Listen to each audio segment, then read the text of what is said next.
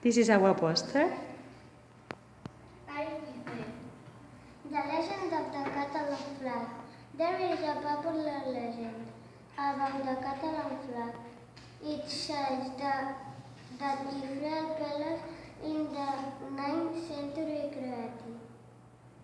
They won a battle, and the prize has a shell with a gold background.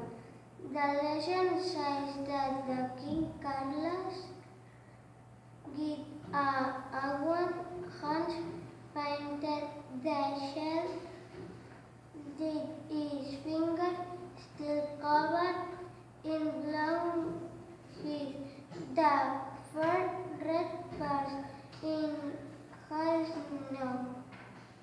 Modern historical investigations have shown that this is not true, but most people prefer the legend. Wow. Big applause for him, please. Big applause.